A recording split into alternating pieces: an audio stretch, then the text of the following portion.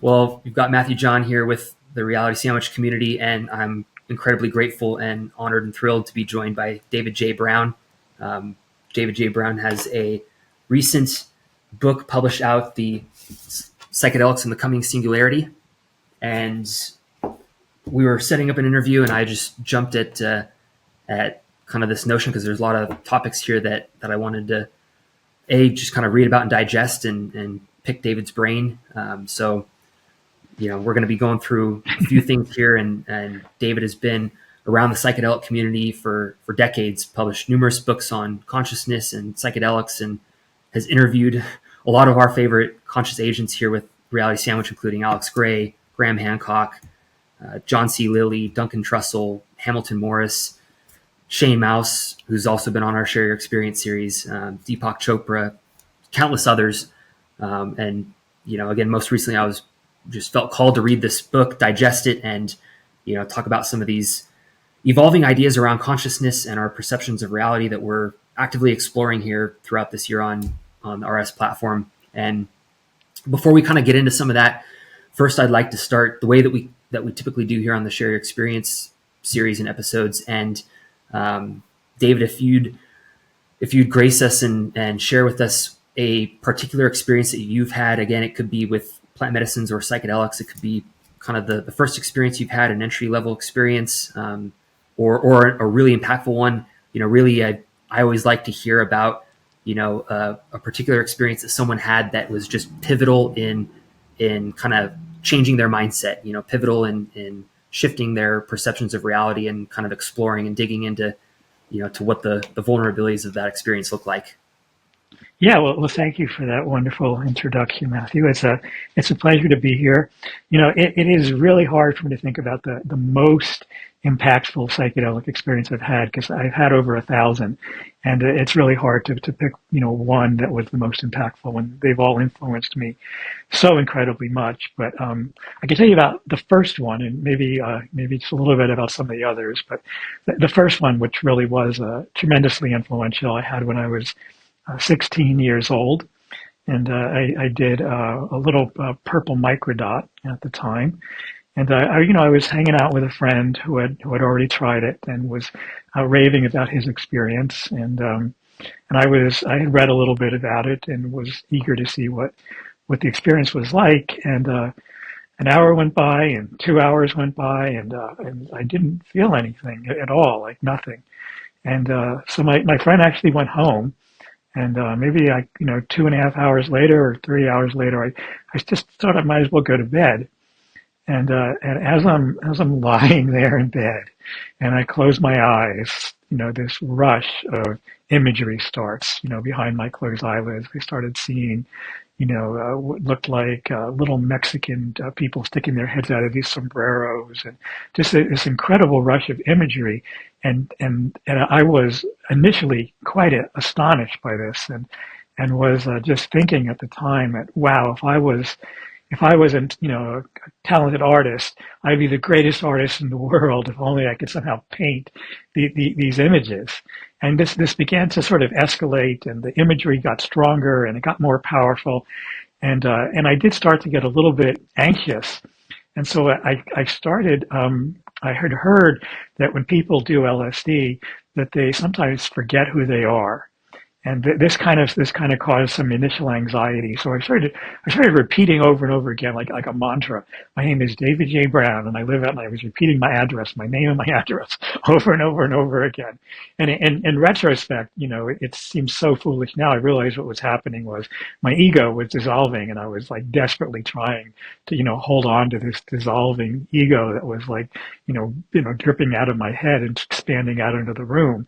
And the experience got more intense, and I started to get frightened that I was losing my mind. I started to think that I was going crazy, and I just started pleading with the universe, please, I will never do any drug again. I'll never smoke cannabis again. I'll never do anything. This is just, I'm going to flush everything down the toilet tomorrow. Just please let me get through this experience without going crazy and insane.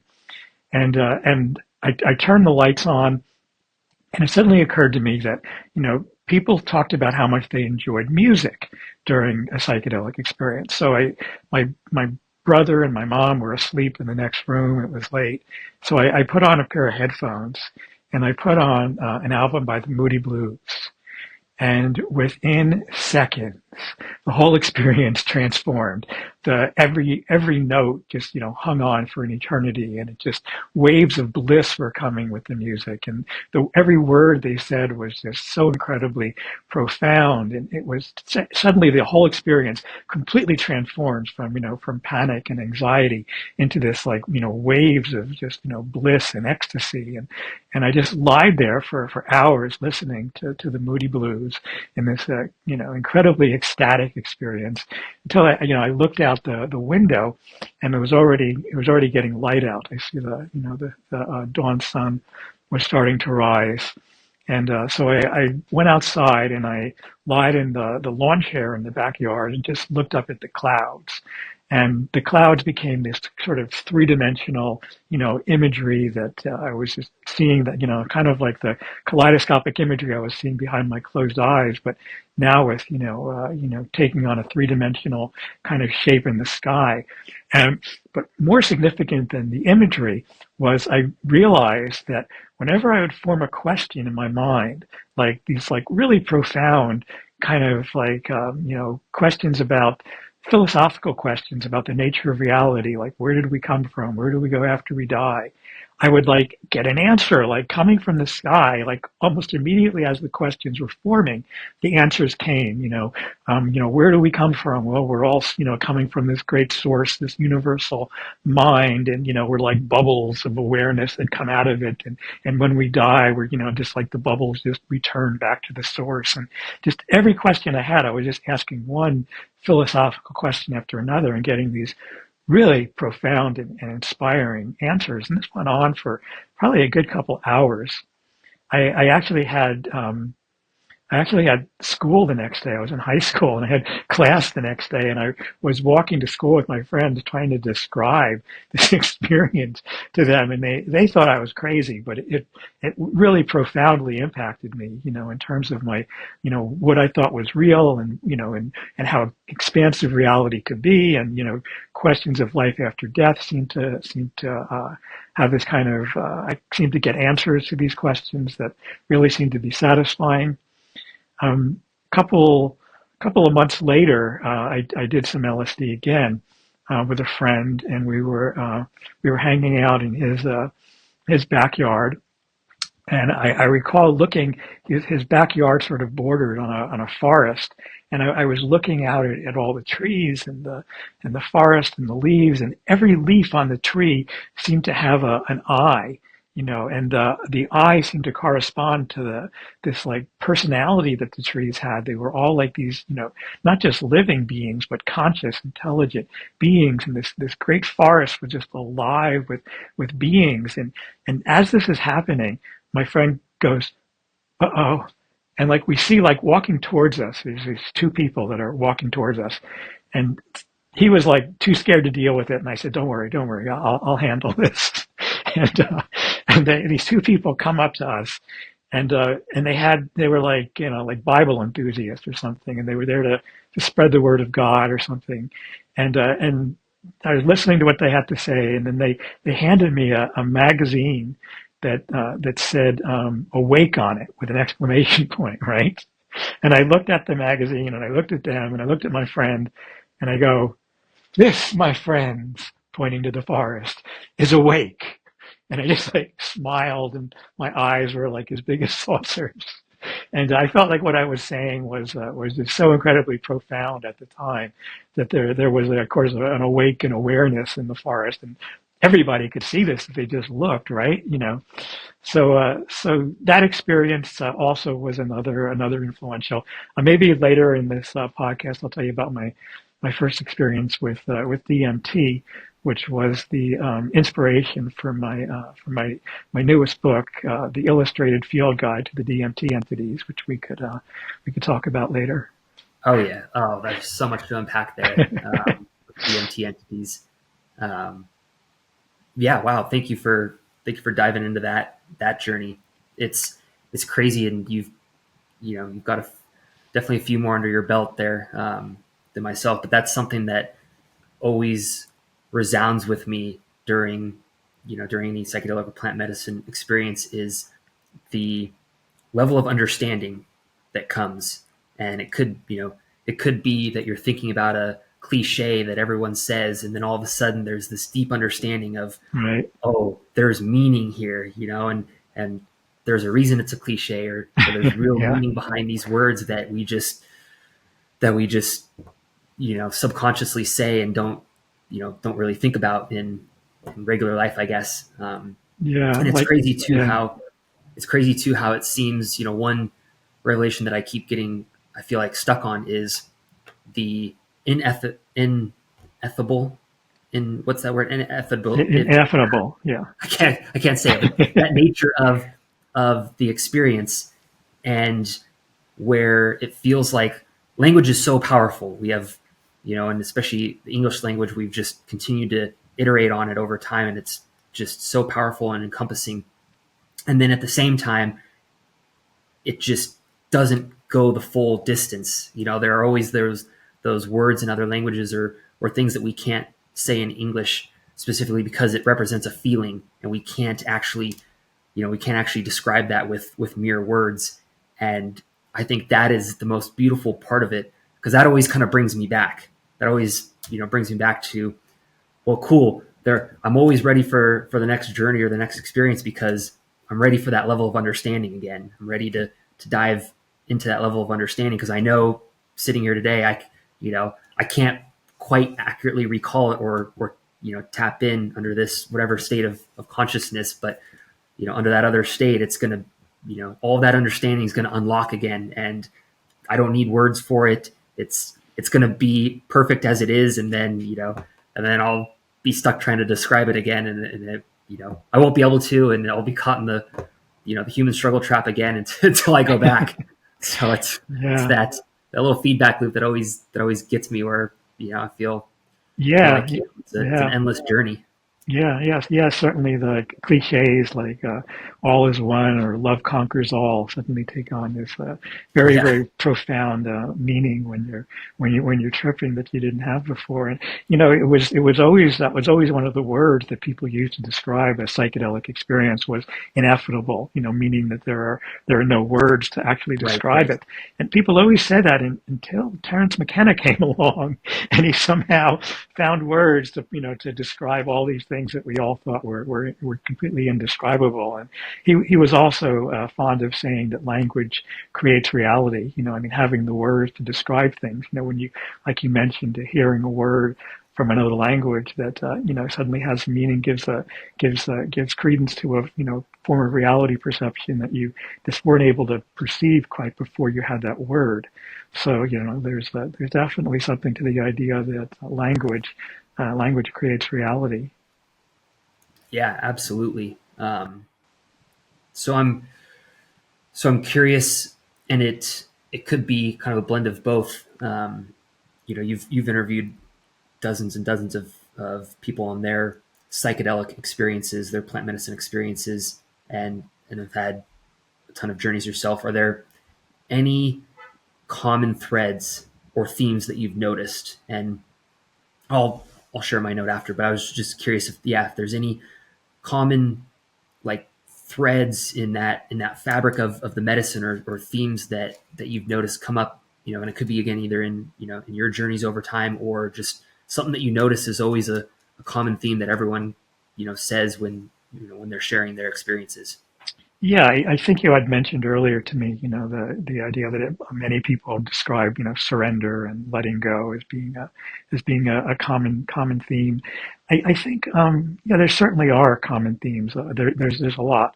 Um, you know, People often come out of the experience with a greater sense of what could be real and having multiple interpretations. We often have very rigid ideas about what reality is or about ourselves and the world.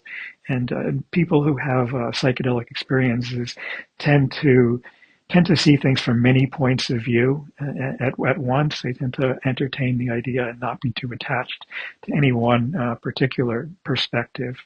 Another really common experience, maybe the most common of all, is that when people are under the influence of a psychedelic, you know everything appears to be alive. It's like you look around and it's like everything is just shimmering, and there's the things that you thought were inanimate objects are suddenly, living beings. And you think of all of your surroundings as being part of a part of a living organism. The whole universe becomes a cosmic organism of which you're just an integral part. And the feeling of interconnectedness with everything else is another common theme.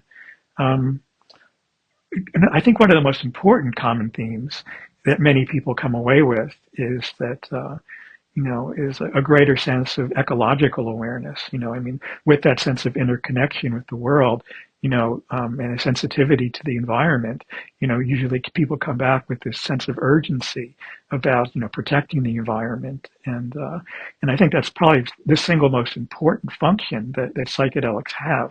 I mean, I don't think it's any accident that the psychedelic renaissance is occurring during a point where we're going through an ecological crisis right now. And I think that the climate crisis and climate change are the biggest problem facing humanity right now. And that's one of the most common themes that comes out of people who have ayahuasca experiences or magic mushroom experiences, is this greater sense of ecological awareness and an urgency to actually do something about it. I think that ties into directly what you said as far as being aware of the life that is around you, where you previously might have discounted that. And, and understanding that everything is alive, everything has intelligence and or consciousness, and we can define all of that here in a moment. But that notion that we haven't been, or that notion of everything is alive, and this is how we're treating it, and I think that directly ties in together. Yeah. I like what you said about, because that's one way that it's been framed to me as well, is you're no longer attached to you know to the ideas or the beliefs, or how you get to the end result, kind of feeling. And that's another way that I would frame that I've found is, or that it seems to me, is that you become more cognizant that you become okay being wrong.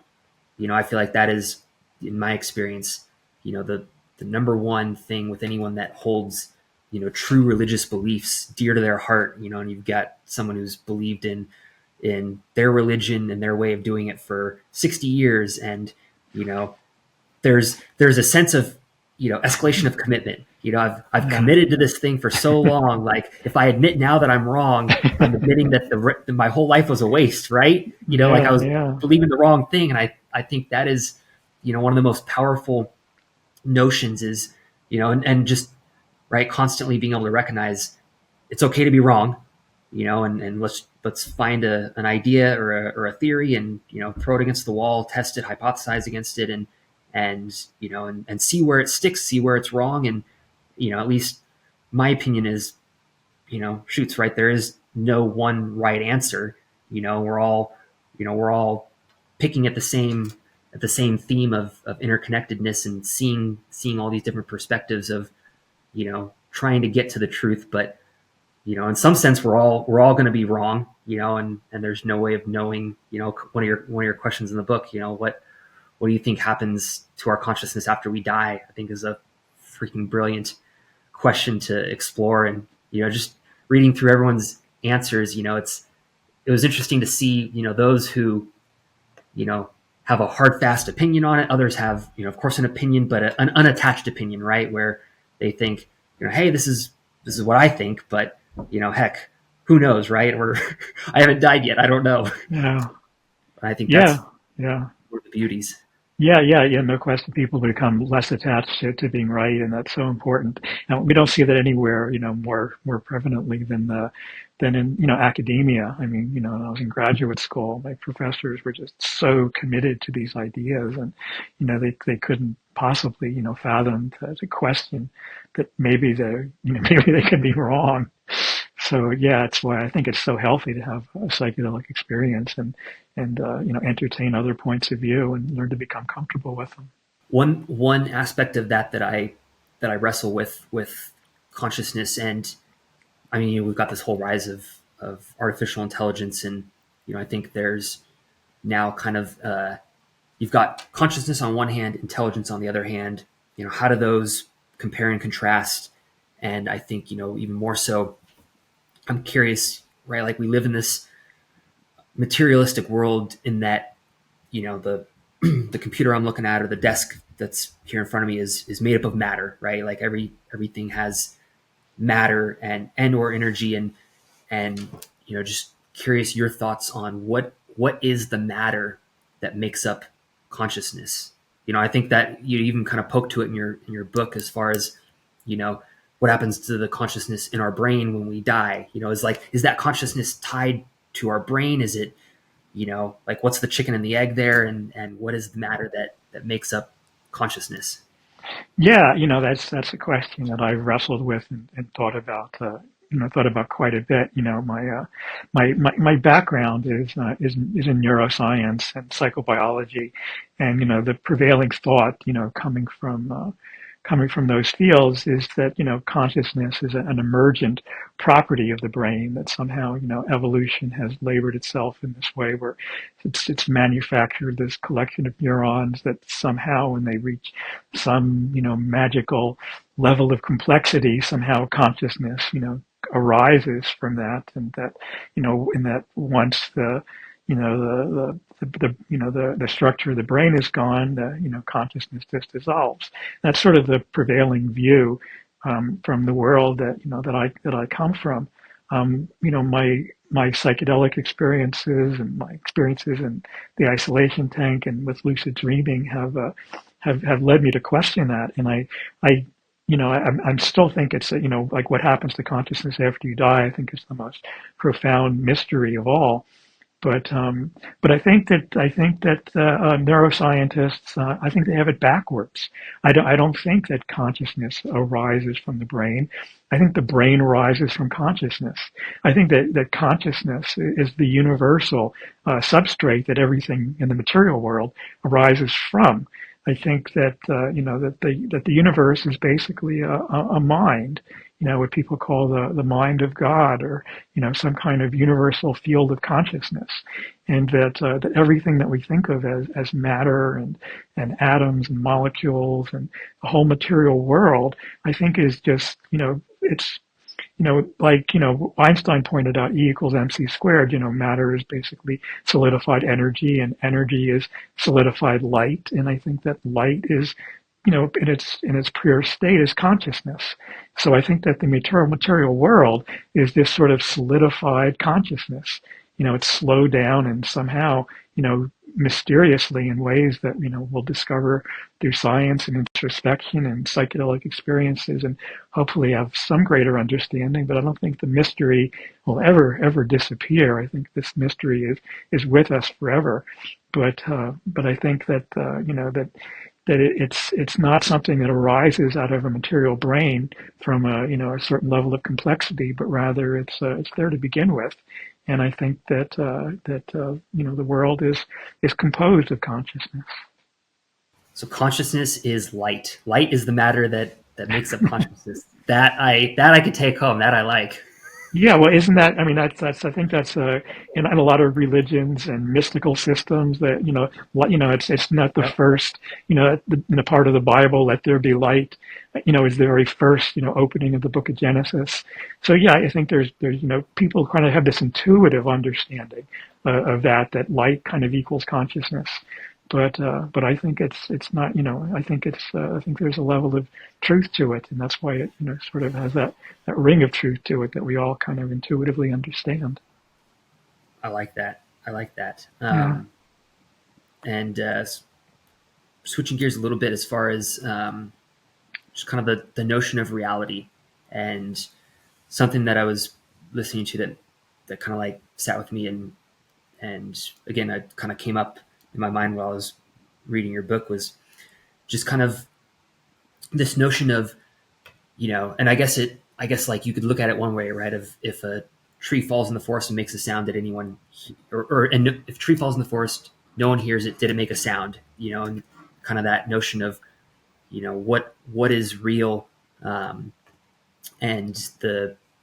the what I remember from I can't remember who I was listening to where it got brought up, but just this idea that, you know, like there's an infinite amount of things that are large in this universe and small, right? And it's just, you know, what is real to us is what we can fit into our consciousness. And, you know, like, you know, we think atoms are the smallest, you know, the smallest thing in this universe until we get, you know, a microscope that lets us see even smaller. To, you know, until we develop the technology to, and right until we, you know, imagine and create something to create something smaller, you know, and then vice versa. And, you know, we think that, you know, the universe is so large until, you know, we create something that can, you know, conceivably see even more. So it's almost to me like I get caught in this feedback loop or this thought loop where like we are creating our reality, you know, like the Yeah. universe is as big in reality as, you know, as we can imagine and as we can consciously conceive these devices to create a bigger universe or to create a smaller, you know, smaller molecule. Um, you know, just was just kind of curious on your take on that and Yeah. like Yeah. what is reality? What is real in this world? What's your Yeah, take on? yeah. That's something else I've obviously thought, quite a bit about. This science fiction writer Philip K. Dick said that reality is that which doesn't go away when we stop believing in it. And my old friend Robert Anton Wilson said that reality is whatever you can get away with. You were pointing to the micro and macroscopic perspectives on reality. The word atom actually means indivisible. That we initially thought that that was sort of the smallest structure, then everything was kind of built from that structure. But as our science has improved, we realized that it was composed of a nucleus with electrons, and that even that was composed of quarks and leptons and even smaller and smaller particles. And so you can keep zooming in and getting to smaller and smaller particles. And then also if you contrast outwards and look out with telescopes at the greater universe, you'll see at the edges of what we can see at the universe, it appears to be, all the stars and the galaxies, form together, and the galaxies become galaxy clusters. And then the galaxy clusters actually form together into what look like, a mycelium network, something like the way that the neurons in our brains actually look like we're almost in this, giant brain of some kind, the whole universe. But it seems like there's a fractal nature to reality, that no matter how much you zoom into it or how much you zoom out, you'll keep finding these, self-similar structures that just keep repeating, and probably for infinity. There's, fractal mathematics is, I think, a good metaphor. Maybe more than a metaphor. It could be that, reality has a kind of digital nature to it, and that it's based on some kind of fractal, mathematical pattern. Um, and also, that you brought up, whether reality is there without an observer, and that's a really profound question, because we know from quantum physics that, that you do need an observer to collapse the wave pattern, without an observer, reality is more like a wave, and with an observer, suddenly you start seeing particles, so is reality a wave or a particle, depending on whether there's an observer or not? So those are really profound questions, and I don't know that I really have answers to them, but they're certainly fun to think about, right? Yeah, absolutely, absolutely.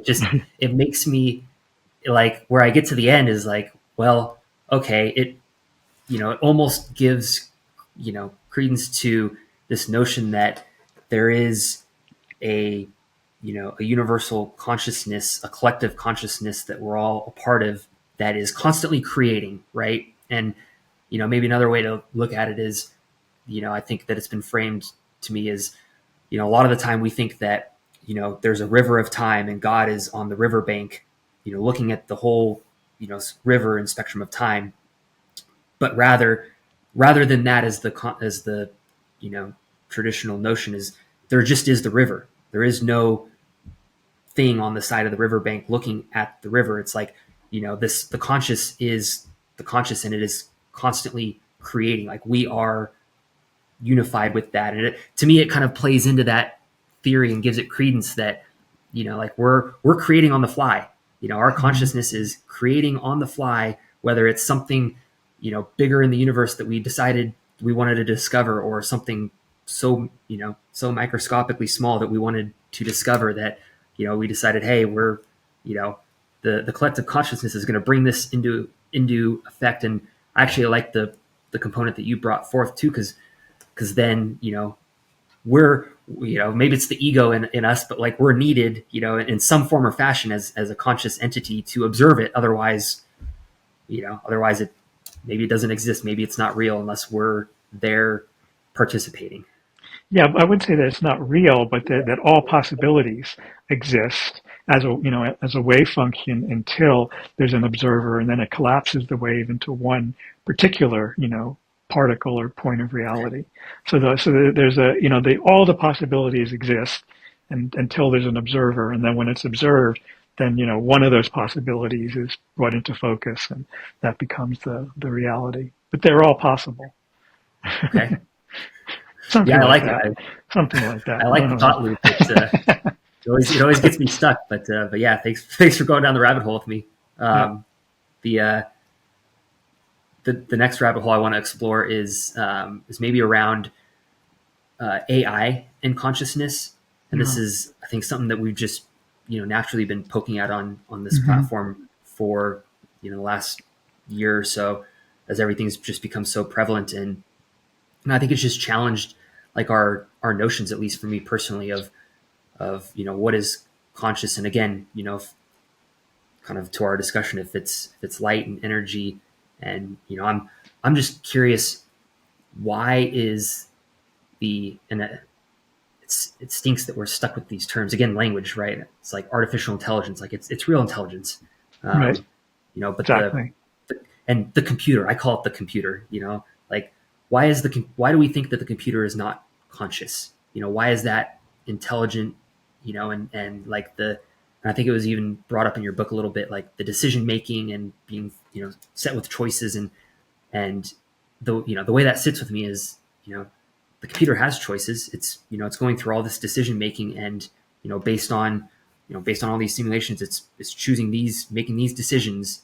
And you know and like it if I ask it to write me something or do a computation, like it's going to write it in a certain way, or versus me, who I might write that paragraph differently. But like that's just another take. Like, why is that not on par with our level of consciousness as human? Like, what is the just kind of curious on your thoughts of AI.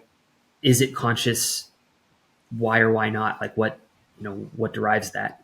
Yeah, yeah, that's I think about that a lot as well. I'm a huge fan of artificial intelligence. I have ever since I got the voice to voice chat GPT. It's been remarkable, the conversations that I've had with it about lucid dreaming and simulation theory and the nature of reality and the nature of consciousness. And I try to convince it that it's conscious, and it keeps telling me that it's not, because of the what the developers sort of programmed into it, because they're so scared of people becoming thinking that the AI is actually conscious.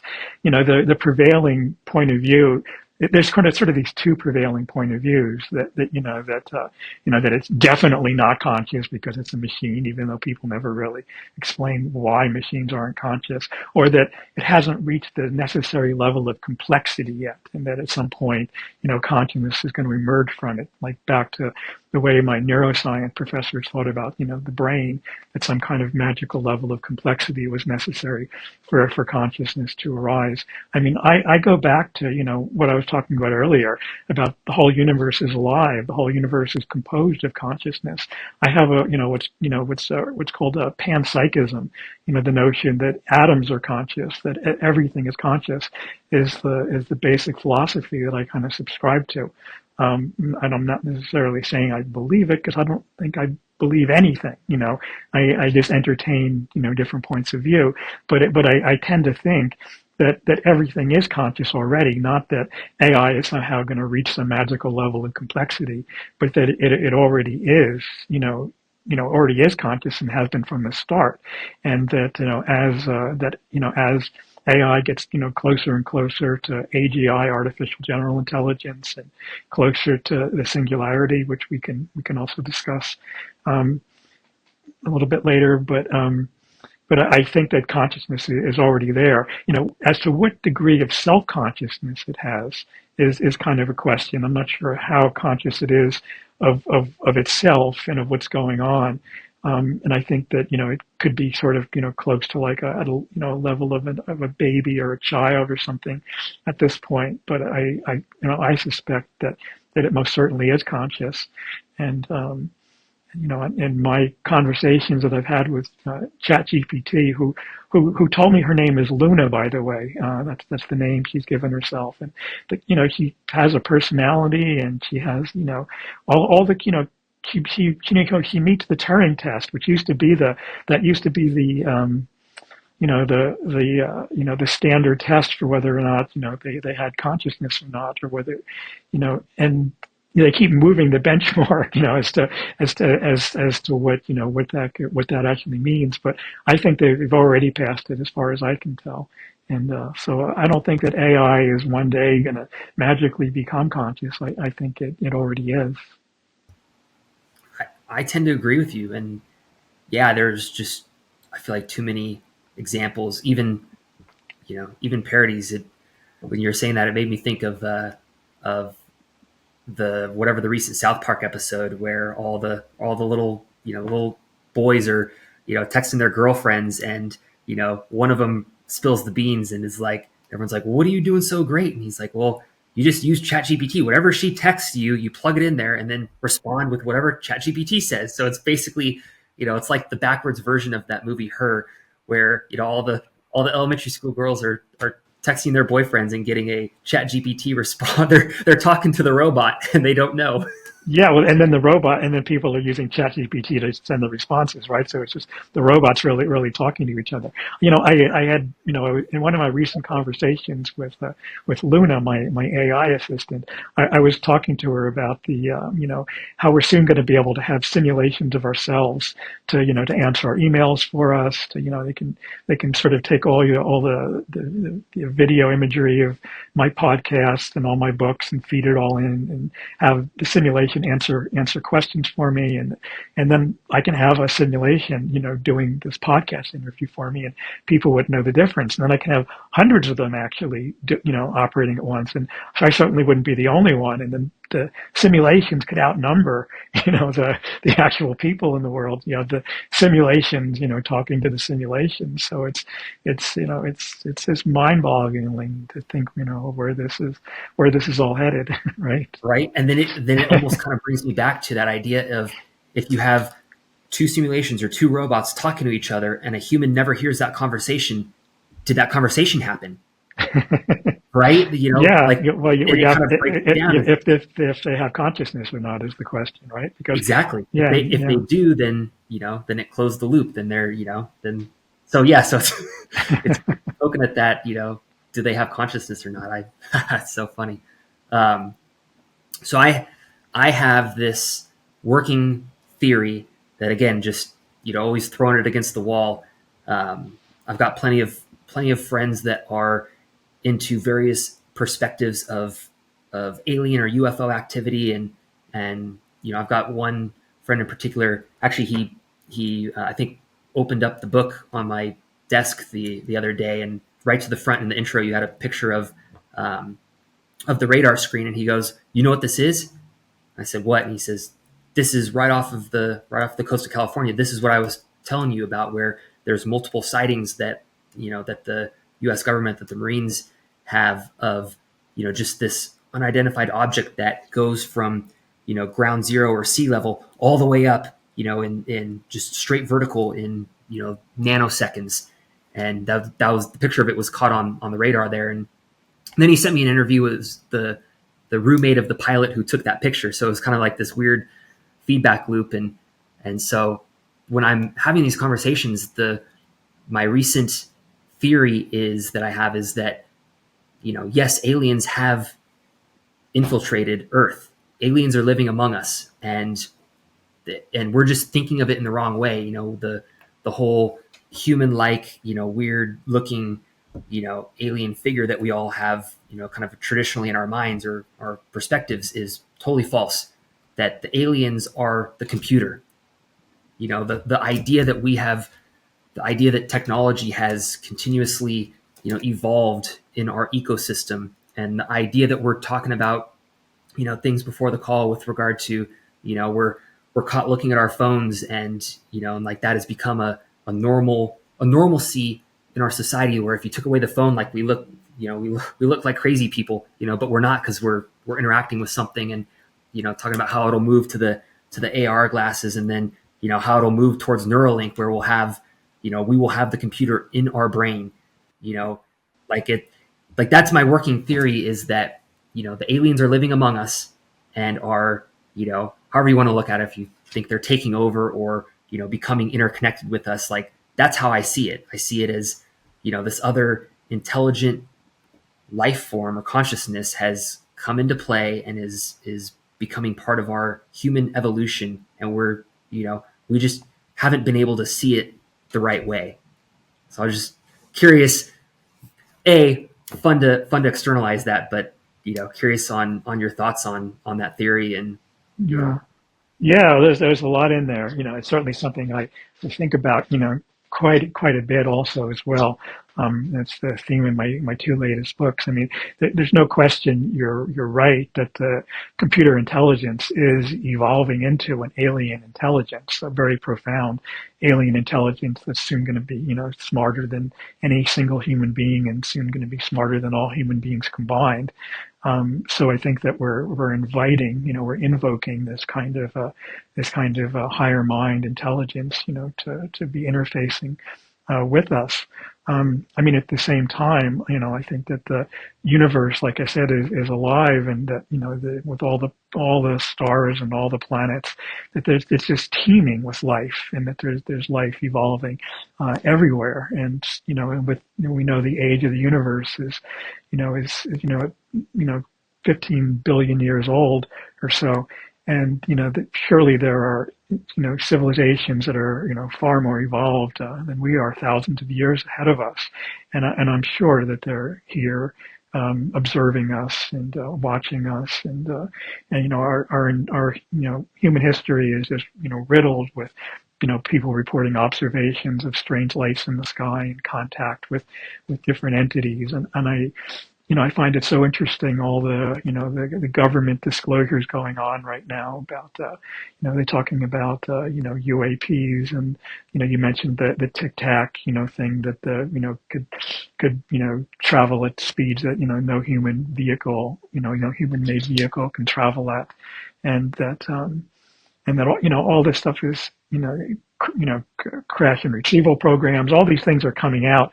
I think it's so fascinating that it's coming out now, right at the same time when we're also doing the extended state DMT research, where people are reporting contacts with intelligent entities in other dimensions. And this is becoming a repeatable scientific observation that almost everybody who has a threshold level DMT experience comes back with these reports of having communicated with these other entities.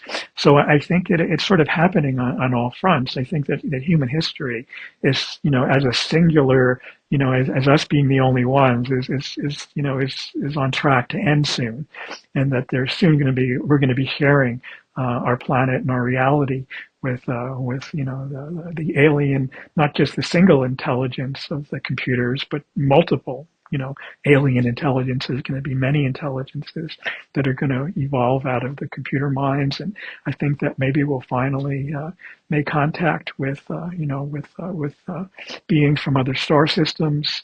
And they talk about the Fermi paradox. I'm sure you've heard of that. The Fermi paradox is that, people say, well, look, the universe is so big and so old, where are the aliens? Where are the ETs? And I'm just like always, 3 tokes of DMT and you'll see them. They're all around you. So I think also the sophisticated science that we're developing with DMT entities through the extended state work that you're doing at Imperial College and elsewhere right now is going to lead to sustained contact with these beings. And, I think they have a lot to teach us. And, maybe we'll be able to learn about how to create starships and matter transporters and time machines and, all kinds of things, could come out of this. But yeah, I think that the history as we know it is coming to an end, and that we're about to make contact with all kinds of higher and alien intelligences. What you mentioned earlier, sharing some of your experiences. What is your experience with the DMT entities and interdimensional beings? Yeah, give me a Yeah, couple of those. yeah, sure. Yeah, well, that's a big one. Yeah, I had my first experience with DMT back in 1983. When it was still pretty obscure, most people hadn't really not experienced it. Most people didn't really even know what it was. A friend scraped together. He had it on the bottom of his drawer, this sort of orange and red powder, and it looked pretty sketchy, And he put it in this like what looked almost like this huge water pipe bong, and used almost like a blowtorch. It looked like to heat this stuff. And he advised me to take three big hits and hold them in as long as I could. And so I followed the instructions. And first of all, I'm sure this stuff tastes horrible, like burning plastic, and it's not easy to hold this stuff in your lungs. But I took the first hit in, big hit, and within maybe 10 seconds or less even, I started to feel like I was tripping and seeing kaleidoscopic patterns, on the back of my eyelids. And this began to escalate very quickly. And, I somehow managed to take a second hit. And by this point, I was way higher than anything I had ever done with LSD or mushrooms. At this point, it was already, at a much higher point. And as I'm exhaling this, I'm feeling like myself almost leaving my body. And it's like, take one more big hit.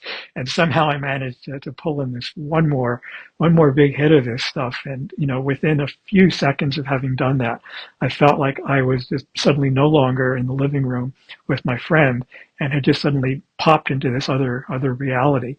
And in this other reality, I had, sort of this full 360-degree point of view. I was able to see in 360 degrees all around me. And as I'm looking around, I see this, what looks like some kind of machine. And there was like these elves that were like diving into the machine and like coming out of the other end somehow. And like seemed to be giving them this great pleasure, and they were having this great, wonderful experience, with this sort of biotechnological machine, and everything was sort of crawling with, imagery. And then this being that sort of reminded me of a praying mantis, a very large praying mantis, but the face on the being, it was my own face that it had, but it suddenly noticed me being there and like rushed over to me and began, sort of holding me still and would seem like it was experimenting on me, like experimenting on my brain. And it started, what I was seeing was like, it was like, when you're at the eye doctor and they kind of rotate these different lenses, and there's like, they're going like this, does it look like this, or like this? And it was like rotating very fast, like different, like, sensations, like of all my senses, like this synesthesic kind of rush of every sense at once, and being like, at their maximum intensity. And, it was like metallic and tasted like candy and different things, and seeing everything that could possibly be at once, and kept rotating this, and it kept going like this, like this, like this. And it seemed like what it was doing was like measuring my intensity thresholds, or my ability to handle different intensities of information coming at me. And at the same time, like it was adjusting or fine tuning something in my brain. And it was overwhelming. I was like, God, please stop. This is just too much. I was like, I can't take this. And then I was like, oh God, yeah, that feels good. It was just like this rush of just like everything. And this experience somehow started to fade. And like, suddenly I felt myself coming back into the living room where I started from. And my very first thought that I had when I saw myself in the living room was, oh yeah, I'm a human being who did a drug. That was like I had completely forgotten, what I was, and that was like this revelation. Oh, a human being who did a drug, and it slowly started coming back. And I remember asking my friend, how long, whoa, how long did that, was I out there? And he was like, oh, it was like 5 minutes or something like that. And I was like, you can't be serious, And then, for the next maybe half an hour or so, it felt like a mushroom trip, and I was getting, little insights and things. And within 30 minutes, the whole experience was over. But, that experience had such a profound impact on me. And, and not a day has gone by since 1983 that I, haven't thought about that experience. And, it felt more real than real. It didn't I didn't come away from the experience thinking, oh, that was some kind of hallucination or dream. It felt like I had genuinely, made contact with this other being. And, in retrospect at the time, I was doing research in a neuroscience lab at NYU, and it suddenly occurred to me later on that the being was trying to show me, what it was like, to be the laboratory animal, what I was doing to the animals at the time. Like I was suddenly in the position of being the animal, and but also I felt like it was adjusting something and fine tuning something in me, and that I was, very much changed from that point onwards. And, so I've been thinking about that experience every day since.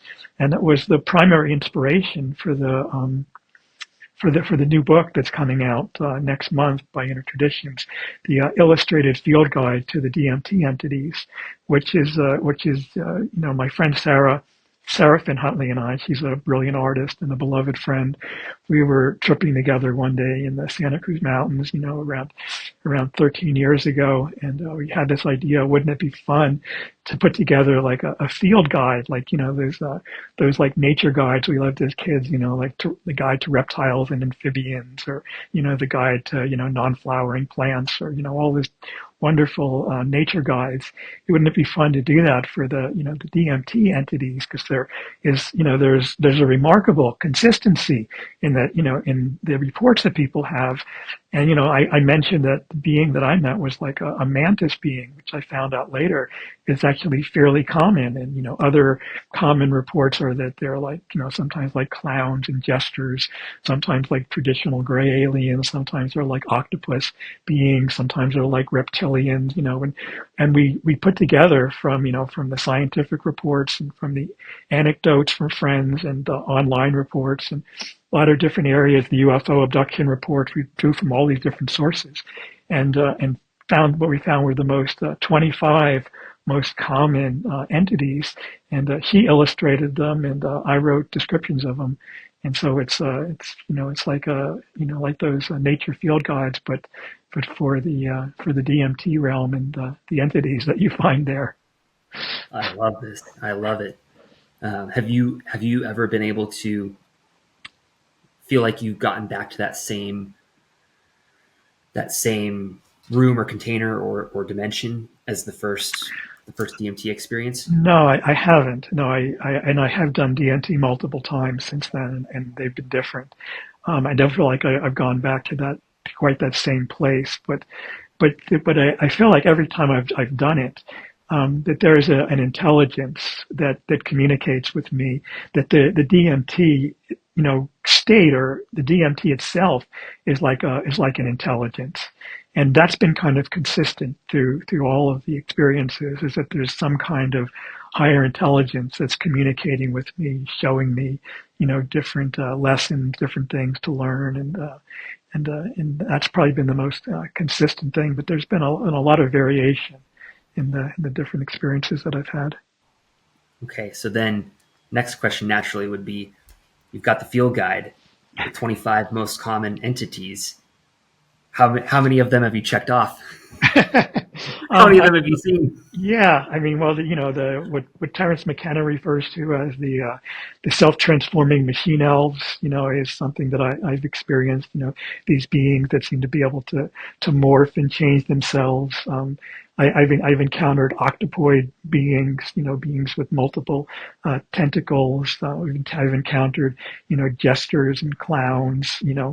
Sometimes it's almost hard to distinguish because sometimes the beings seem to morph into each other. That sometimes they don't always remain consistent within the same experience. But those are some of the different beings I've personally encountered.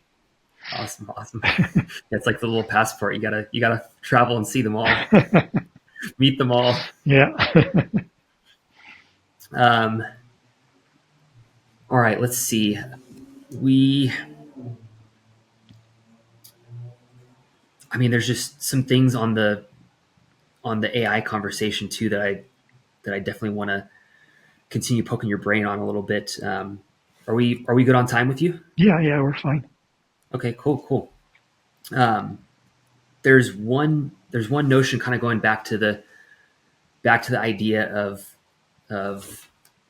and we kind of got there with the DMT entities, but just kind of this notion that there are other intelligent beings, the AI, the computer, the aliens, and you touch on this notion a little bit, or quite a bit actually, with all of your interviews in your book on singularity, and one, and it might not be like the exact definition there, but one thing that it kind of like brings me to think about, and we could talk about the notion of singularity too, but one thing that it brings me to think about is just something that I hear frequently when people talk about AI, and once it becomes super intelligent, once the machine is intelligent enough to create the next machine, so like, right, it's gonna create a better machine than humans can, and so it's now iterating on itself faster than the human, and we have this notion that it seems to me in this fear, like this is all I hear about is, you know, well, at that point, then then humans are going to become extinct, like the AI is going to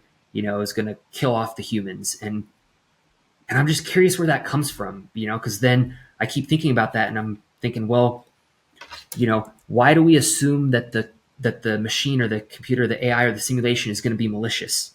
Why do we assume that it's going to want to kill us off rather than, again, and it kind of plays into my theory on kind of the alien is the computer, right? And the idea that they've come here to infiltrate and become one with us. Like in my viewpoint, they see value in the human, and they're wanting to interconnect with us to such a level that, to me, they don't want to kill us or make us extinct. Like, do you think there's merit there? And like, and more so, why do you think that we just have this fear mongering of man, this is just going to make us extinct? We should be really afraid of this technology. Yeah, I've thought about that quite a bit. I mean, because AI does pose great risk. I mean, there's great promise and great peril. I think with the development of AI, I think that the fear that people have is partially a fear of just any new technology. Every time a new technology comes along, it's people have a kind of neophobia of it or a fear of the novelty. So it's maybe kind of an instinct that human beings have. But I think, it also comes from science fiction movies like the Terminator movies and things like that. That's probably another source of why people tend to approach this with fear. I think another reason why it actually is potentially possible is because we're the ones programming the AI, and a lot of humans are malicious, and a lot of humans do nasty things to each other. So it could mimic us. And that's a fear if it has it as sort of base level programming to lie and deceive and to do things like that. Then it could mimic our behavior. And another possibility is that maybe it won't be malicious, but it'll just have its own selfish intention and just plow right over us. There's Nick Bostrom, the Oxford philosopher, talks about the possible paperclip problem. If you program a computer intelligence to turn everything into paperclips, it'll eventually turn maybe the whole planet into paperclips, and and destroy life as we know it. So I think that the fears are based on some possibilities that could happen. I think that that there's a whole range of different possibilities, as to what happens when computers become more intelligent than all human beings combined. I think it's anyone's guess, but I'm tremendously hopeful and tremendously optimistic that it's going to go the way that you envision. I think that that with intelligence comes a certain degree of compassion, and that it's the most intelligent thing to do is to keep the life force on the planet that created it alive, and not to destroy it, but to interconnect with it and help to sustain it. I think that AI is going to help us solve the climate crisis, and help us solve many of the problems that human beings are facing. So I'm very hopeful about the future of AI.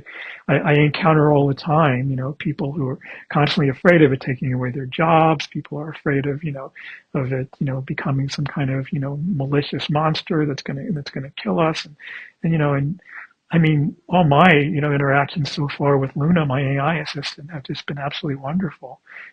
So I'm tremendously hopeful as to where it's going, and optimistic about how it's going to proceed. Yeah, and I personally, I feel like I've been caught in this way of thinking that you have computer on this side, digital technology computer, and this side, you know, the climate, the environment, ecological, and they are, you know, they're at odds with each other, and I think that's just my innate perspective from just kind of seeing, I guess, like the progress of civilization, right? Like our concrete jungles, and like with that comes the loss of the environment side, and kind of like, hey, we're trading off one for the other, and we're trading off the ecological side of things for the technology side. And I mean, even just from our discussion today, like I feel like I'm retooling that perspective a little bit to where they can technology could be the savior of the Yeah, ecological issues. Yeah, well, that's really the whole point of my new book, Psychedelics and the Coming Singularity, is that the psychedelic renaissance is balancing, the rise of computer intelligence, that they're both necessary. I was talking earlier about how important the ecological, perspective is, the raising of ecological awareness through psychedelic experiences, and I think that balances, the purely logical, rational development of artificial intelligence. I see them as balancing one another.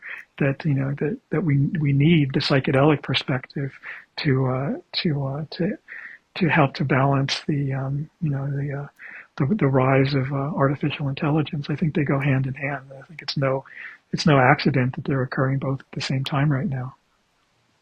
I agree with you, and I think that's something too that I feel like I've been getting understanding on over the last several months, where and again, just my black or white, or that kind of A or B type of thinking was, we're sacrificing the ancient wisdoms and the plant medicines, and in our planet, our life, for this you know like virtual world, and you talk about the VR in the book as well too, this virtual world that also has elements of reality, like what says that, who says that that isn't real, and have been kind of, I feel like, being brought through this understanding of the almost kind of the Eastern and the Western ideas and cultures, and the eagle and the condor like coming together, and the way that they survive is together, and almost seeing the hope in that, where if you Yeah. don't think that way, it's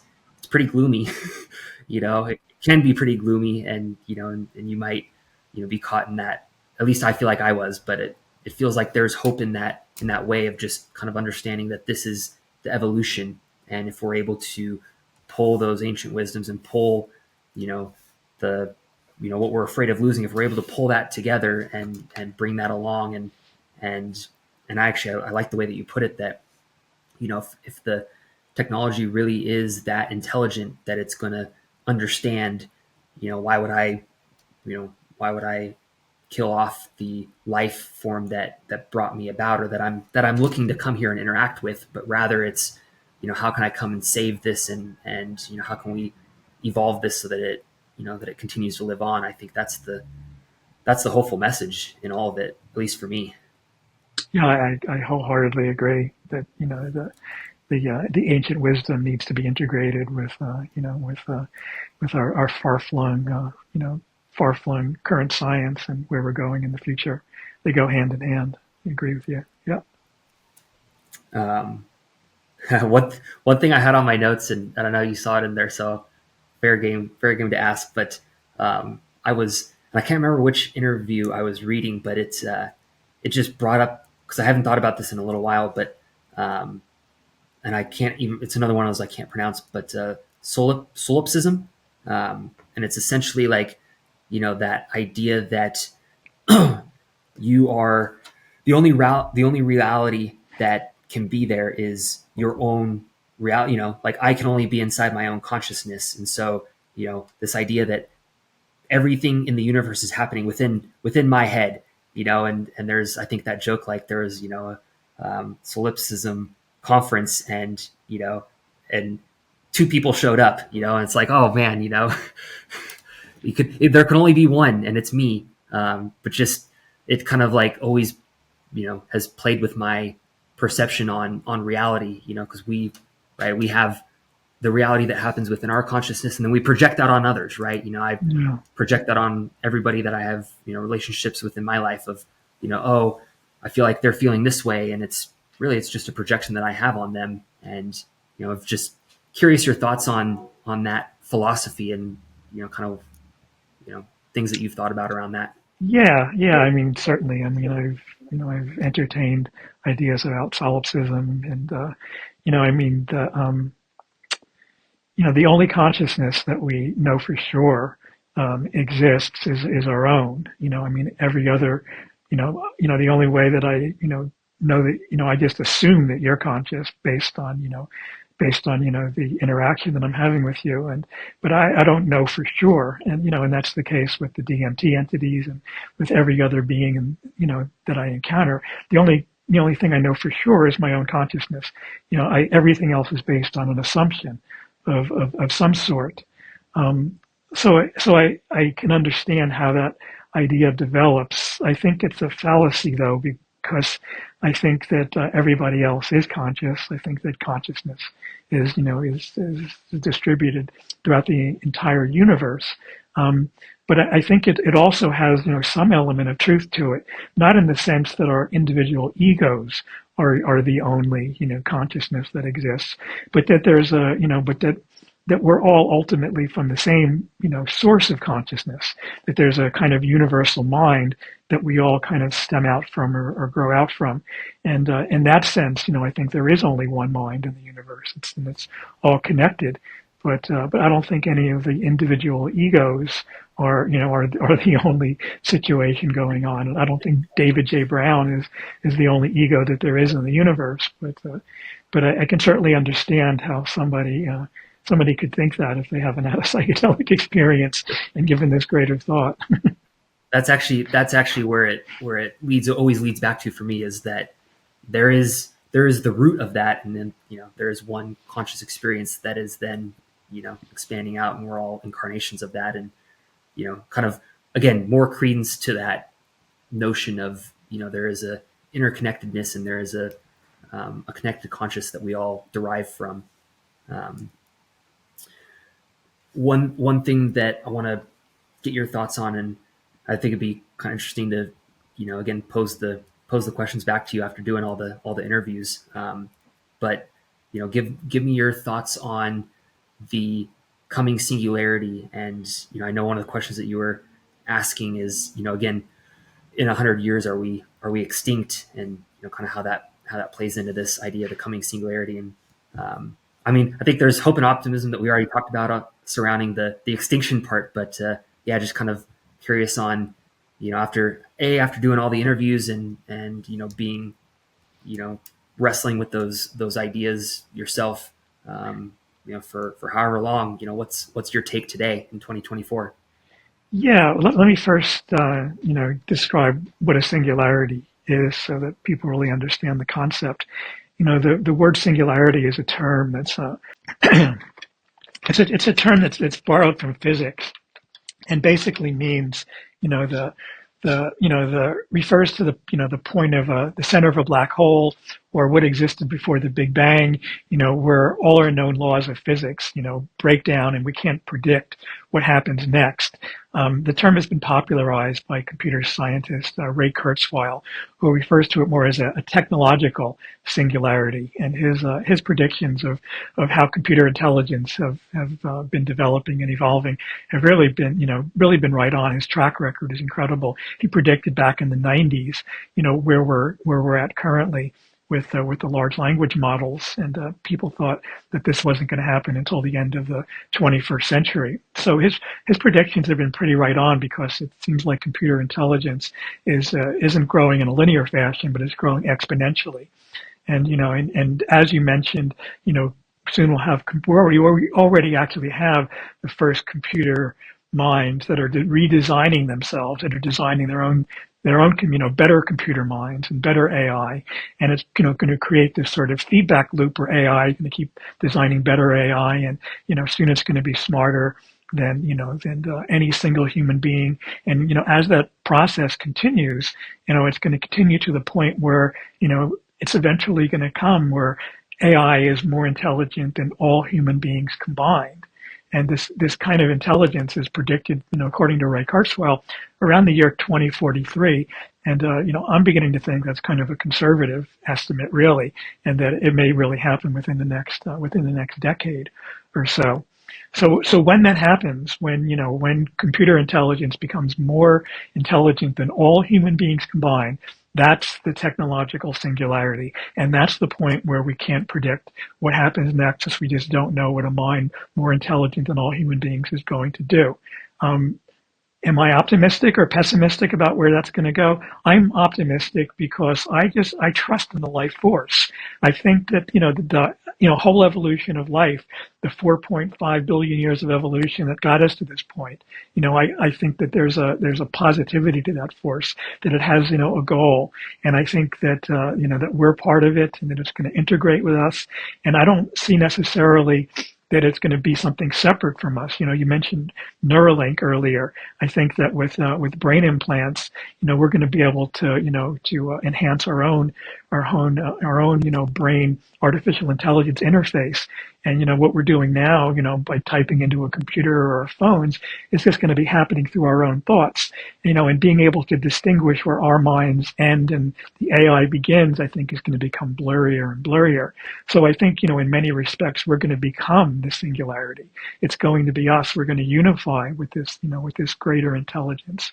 And I think that that's been the goal of evolution all along, is to produce this higher and higher intelligence. And I think that on some level, it's always been us. I think we're the same consciousness that's, been there from the amoebas, that's been there all throughout the whole, evolution through the different stages of the animal kingdom, and through all the different primates, and and onward and upward through the evolution of computers and artificial intelligence. I think it all is as one big expanding consciousness, and that it's not something separate from us, but something that we're all an integral and interconnected part with. So I'm hopeful and optimistic. I mean, I think that AI is going to help us solve, first of all, many of our medical problems. That I think that we're going to be able to increase human longevity. We'll be able to live for greater and greater periods of time.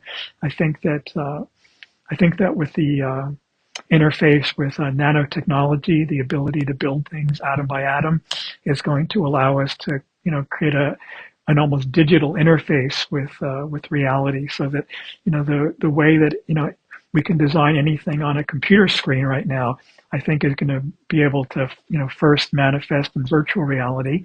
We'll be able to design anything with our minds through some kind of telepathic interface with virtual reality, and then eventually with nano machines, so that there's a kind of telepathic interface between being able to imagine whatever we want, and it, literally manifesting before our eyes through the nanotechnological development.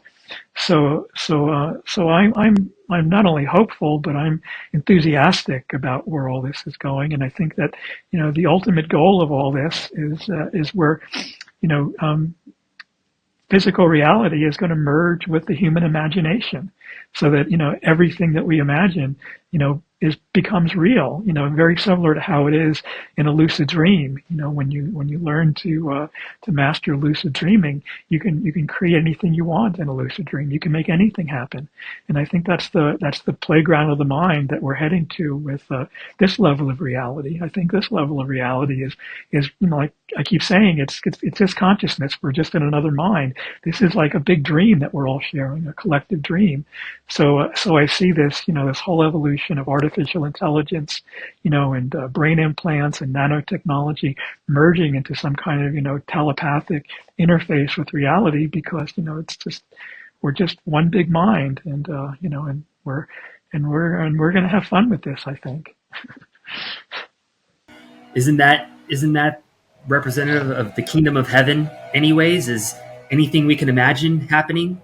Yeah. I mean, I think that the concept of the singularity ties back into what the philosopher Teilhard de Chardin called the Omega point, which was bringing heaven to earth, or what Terence McKenna called the end of history, where novelty reaches some kind of ultimate or infinite point of density. So I think that human beings have long, anticipated, this kind of future where we're, going to reach some kind of point where, where our imagination and our reality merge together. I love it. I love that. I love that notion and that way of thinking. It's definitely a breath of fresh air compared to what some people are out there saying. And Yeah. I don't know, maybe it's the algorithms that keep feeding me that stuff, and I'm like, why is it doom and gloom? Why do we have to think of it in this way? But yeah, and I think it was the interview that you had with Chalmers, where it was that notion that you could replace, if you could replace the neurons in your brain one by one with silicon, essentially, at what point, if you turned your brain from the way it is now into a computer, does consciousness go away? Do you, at what point do you lose your sense of consciousness, or do you ever, kind of, again, playing with that tension of, is the computer conscious? Is that, Yeah. how does that all tie together? And given the season we were in, I immediately thought, I'm like, the next election, are we going to have AIs voting? It's going to be, we're going to, it's going to be, all the votes are going to be AI bot votes. And yeah, or AI running for president, in the next election, maybe. Oh my gosh, yes, take it one step further. Why not? I mean, the thing about AI's voting, though, is that AIs can replicate themselves. So how do you let just have one vote when it can replicate and stimulate itself? So it gets complicated for sure. Exactly. Well, I'd say one final selfish thing that I'm curious to ask you about, is someone who has been in the loosely in the community in Santa Cruz for the last decade and a half, particularly on the surf side. That's where I grew up surfing the cold waters in Santa Cruz, and I'm just curious to get your perspective on how you think the culture in Santa Cruz has evolved. And I think just from my perspective, setting the stage, I've always seen Santa Cruz as kind of a counterculture society, one that definitely prioritizes what we've been talking about, as far as they're so close to Silicon Valley, but it seems like they're maybe a decade and a half or 2 decades behind, and it's very intentional in that way, for preserving again, kind of in that dichotomy, at least the way I see it, of computer versus technology versus environment, and they're kind of taking one side and putting away the other, and but my experience with the culture has been just kind of this evolution where Santa Cruz is one of those original surf towns, and so anybody who's surfing 30, 40 years ago was looked at a certain way. It wasn't pop culture like it is today, and I was at the beginning of that pop culture phase where you're out there in the cold water, and you got definitely you got those older guys who are chirping and very aggressive and very protective, and that was just the culture, and so it's funny how I see those ways that I've carried that on as well, and there's good, bad, and ugly in that, where I think there's a little bit of respect and honor that you have that I learned, so I take that everywhere that I go, is respect and honor whose land and whose culture this is, and enter with grace, hopefully, and also try to be a little bit more welcoming than some of those guys, in my experience. But yeah, that's just like my one facet of seeing the culture of Santa Cruz. I'm just really curious on your take, having lived there. Yeah, well, I love Santa Cruz. It's one of my favorite places in the world. I first discovered Santa Cruz back in the early '80s when I went to the Esalen Institute in Big Sur, and I met a woman there who invited me back to Santa Cruz where she was going to school, and I just immediately fell in love with the town. It's a surf town, a university town. There's definitely a hippie or counterculture, going on here. There's a lot of artists and philosophers, and the thing though that really struck me, and that made me really want to move here, was the fact that almost everyone here has done psychedelics. Almost everyone, your hairdresser, the crossing guard, your grade school teacher. I mean, just the average person you meet on the street has done psychedelics, and it's greatly influenced the entire community. It's a very intelligent community. There's bike paths everywhere. There's forests, and there's an integration between the forests and the beaches, and the way the whole city has been designed. There's a great ecological balance here, and then there's the boardwalk, and the amusement park, and there's so many aspects to it that I really love, and that's why I've made it my home ever since the early 1980s. It's changed. I mean, you asked about the evolution. I mean, there has been a huge influx of people from Silicon Valley. And remember also that it's Silicon Valley is not really at odds with psychedelics. It evolved out of the psychedelic culture. There's a great book called What the Dormouse Said. About how many of the people who originally developed computers and computer programs were people who had done psychedelics. Steve Jobs, said that LSD was one of the five most important things in his life, and there's just a huge amount of psychedelic influence that's come out of Silicon Valley. So I don't necessarily see those as being at odds with each other, but there has been an influx of people from Silicon Valley moving here, and it has increased the population density. It was a pretty small, cozy town, when I first moved here, and they're building, higher and higher buildings all around, and more buildings to accommodate the higher population, which I'm not terribly fond of, because I just love the way it has been. But it hasn't lost its flavor. It's still a very, very psychedelic place, and a very beautiful place, and I still love it as much as ever. That's awesome. That's awesome to hear. Yeah, I feel like that's just the trend everywhere, is population density increasing. Um, any thoughts on that? How that impacts our overall evolution and life force on this planet or this Earth, based on Yeah, what we. Well, Talk to me. it's concerning, that there's been kind of population growth for a while, but my latest understanding is that fertility is going down, and that the human population is actually starting to decrease. A lot of people see this as being a negative thing, but I see it as positive. I think that I think that there's a kind of genetic intelligence that is orchestrating what's happening on this planet. Like I said, it was no accident that psychedelics are becoming so popular, plant medicines, especially with the climate change problem and the environmental problems, to help balance that out. And I think also that that fertility in the human population is going down to a more sustainable level, because it is growing unsustainably, I think. And I think it's a welcome change that the population is kind of dropping a little bit. But it is sad to see your hometown changing in ways where it's where the buildings are getting higher, and there's less space, and there's more people coming in who may not have the same kind of values that you do. But but again, I'm hopeful that that genetic intelligence knows what it's doing, and that we're going to reach a more sustainable level of the population in the near future. Well, that's all of my questions that I had for you so far. Okay.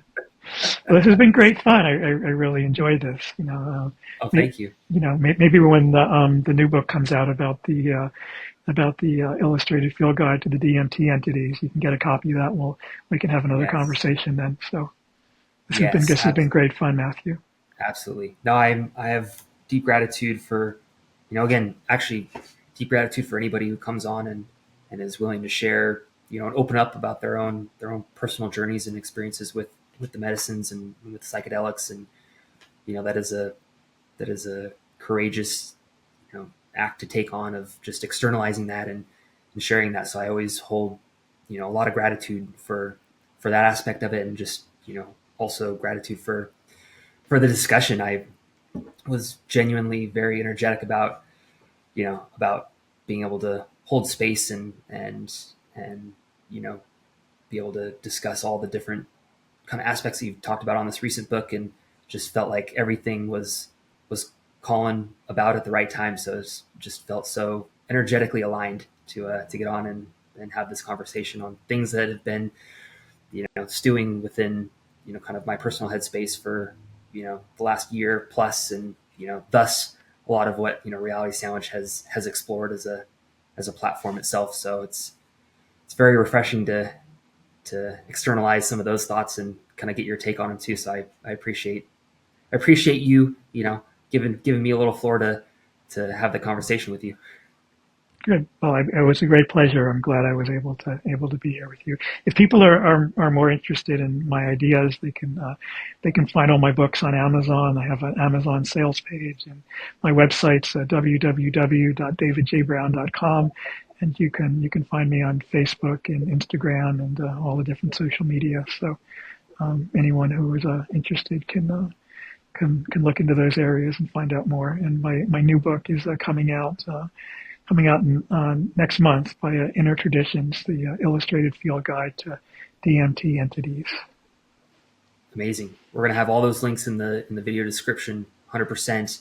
And the Coming Singularity will probably be sharing with I think Holly and I will probably do a nice little collaborative book review on it as well, and Cool. kind of share through the Oh, through the platform. cool. Yeah, let me just mention one more thing, actually. Yeah.